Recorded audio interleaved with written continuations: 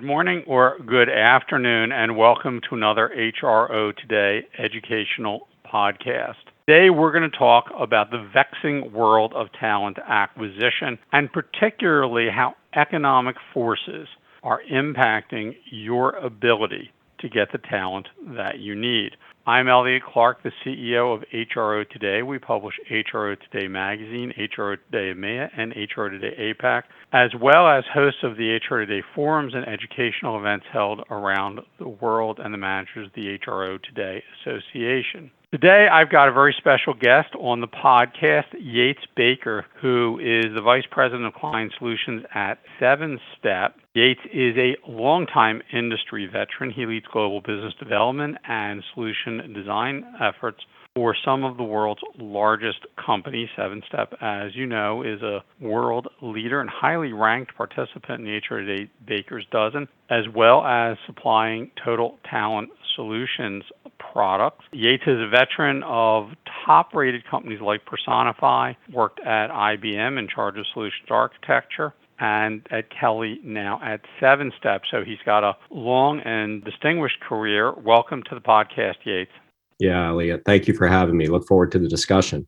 So very quickly, give me an overview, of Sevenstep RPO, and then we're going to start talking about the labor markets and what's going on, wage inflation, but give us sort of a quick overview of Sevenstep, if you would.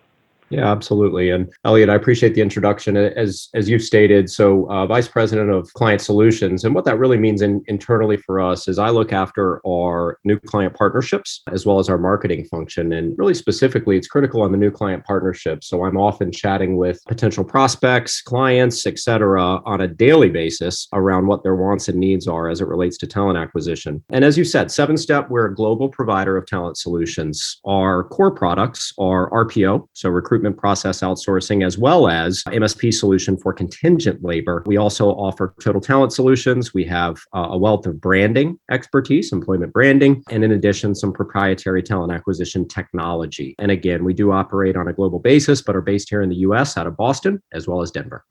Awesome. So I know Sevenstep works for some marquee manufacturing, financial service, and healthcare organizations, as well as technology sector clients. So you are literally, in the vanguard of the war on talent, right? You're right up there at the front of the battle line. So, there's no argument about a talent shortage. Everyone's talking about it, of available employees. And this is across all sectors of the economy, and also all skill levels, unskilled, semi-skilled, skilled labor, all under pressure. Now, we know, and everyone's been recording, BLS and other world governments, there's a drop in labor participation rates. We have a reduced supply, and we have all this demand as we're reopening the world economies in the post-pandemic recovery. So it does mean that wages should, you have a more limited supply, you have a great demand, they're going to bid up until we reach market equilibrium.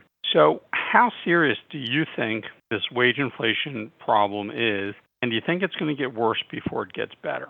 What are you hearing from your recruiters on the front line?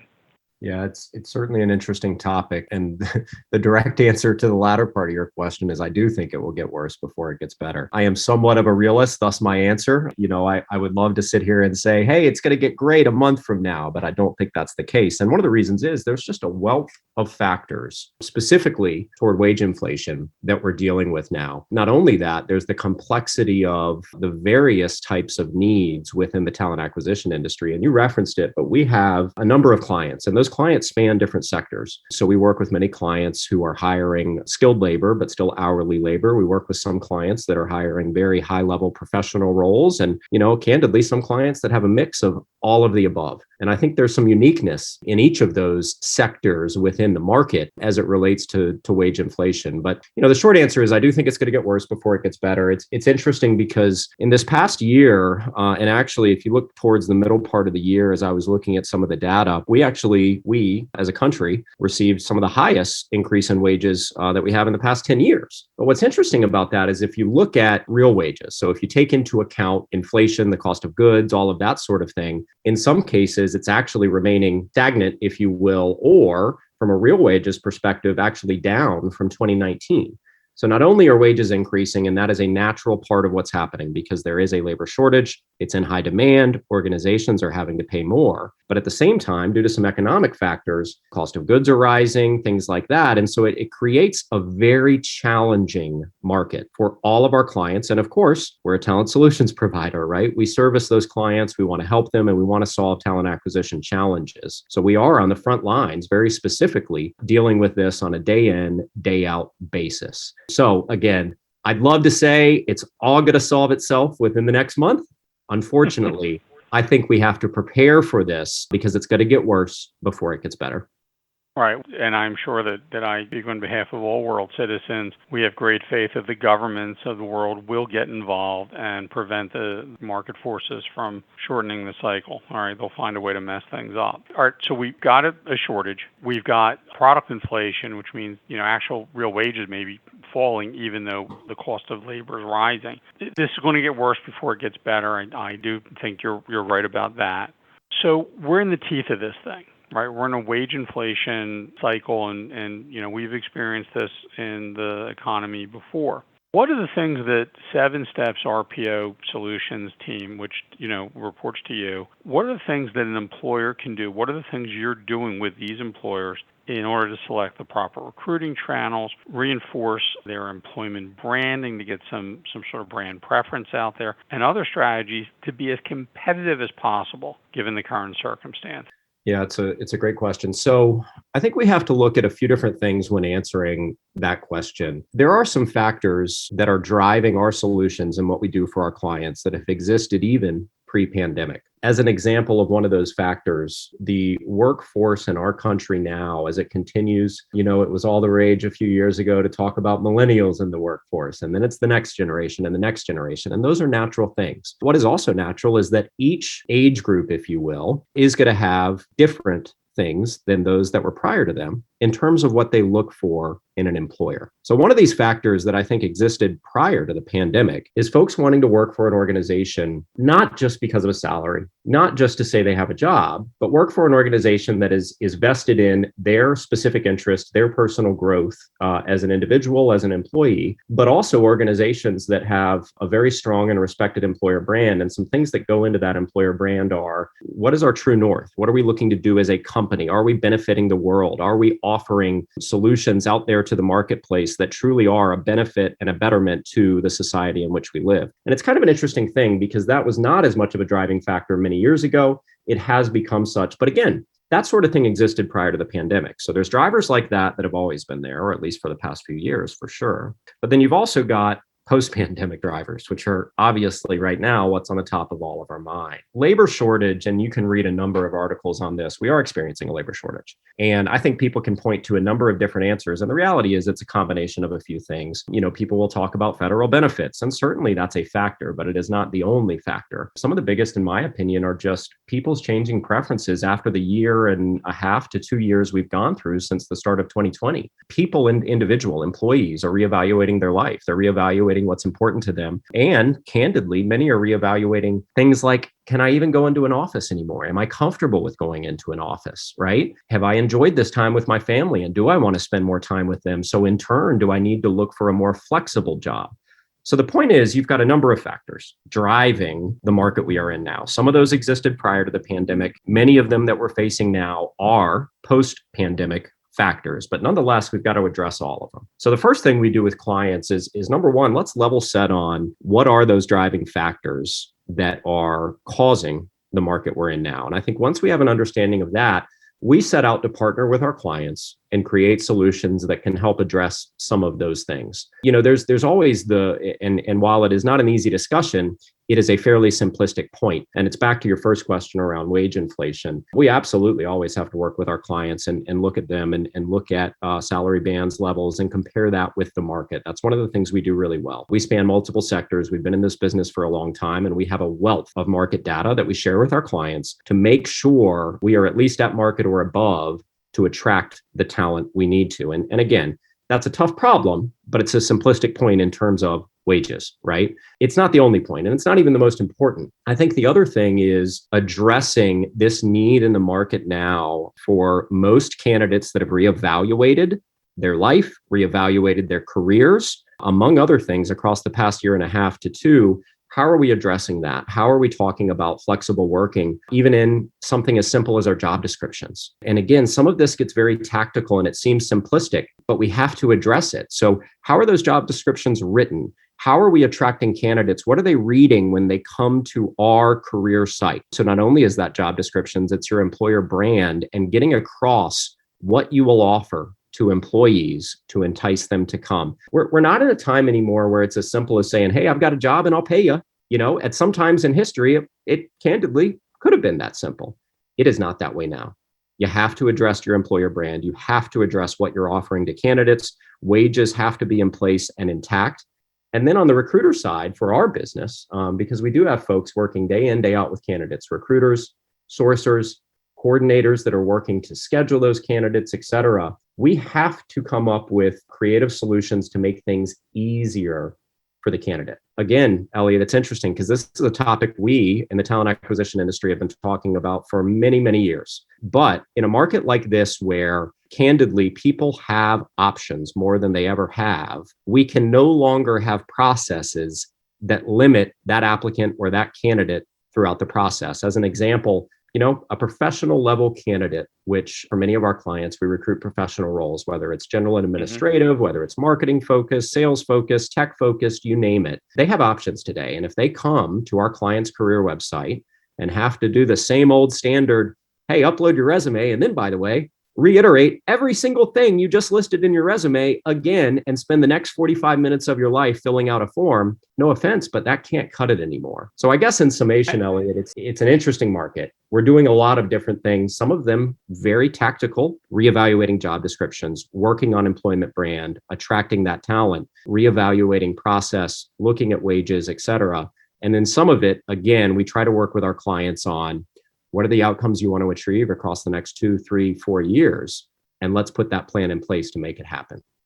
You make a number of very good points. One being that, a lot of companies do invest in their corporate responsibility missions, and they do a good job telling investors, telling, Wall Street, telling their employees who may be involved with it on a volunteerism basis, et cetera, and sometimes do a really lousy job telling candidates. So that's a place where you can up the game.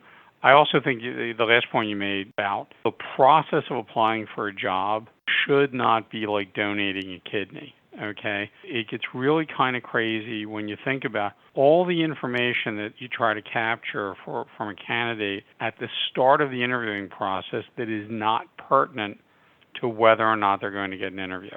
All these things that you've got to fill out on form after form after form can be done throughout the process. Early on, you just need to know, are they somebody who can do X, Y, or Z depending on the job description? Employers need to really, it sounds like, what you're saying is they need to think about all these things simultaneously, about burnishing the brand, making sure that their social responsibility mission is part of the story, and that they really think through their policy about remote work and what they are not willing to negotiate. And lastly, they got to make sure that their labor rates are competitive. Absolutely. Everyone's a victim of inflation because the prices go up for everyone simultaneously, but there's no victory in resisting the tide, right? It's just, you just wind up with the jobs not filled. There's no Nobel Prize for holding the line against, wage increases. So I don't understand. I don't understand why some employers aren't grasping that up front. But it sounds like you've given them a pretty healthy checklist of things that they should think about. And I think you made some dynamite points here. And by and large, just one final quick question for you: do you find that the employers that you're working with, and I know they're pretty large, very sophisticated companies, are they just at a point where they're bewildered after everything that's going on in the last 2 years, or are they really sort of getting it and reacting, strongly and positively in sort of getting their arms around the coming storm? Or are they still sort of resisting the change? Because I've heard from some people that employers are not reacting well to wage inflation and not taking steps necessary. So what's your overall take on that? I think it's a little bit of both. So in my experience, everybody at some point across the last, I'm just going to say roughly 2 years, because we're closing in on the end of 2021 here. Believe it or not, and it doesn't feel that way, but Lord, we are, right? So across the past 2 years, I think everybody has had at least one moment, if not hundreds of moments, where they feel like a deer in headlights, candidly, just, man, what is going on and what do I do?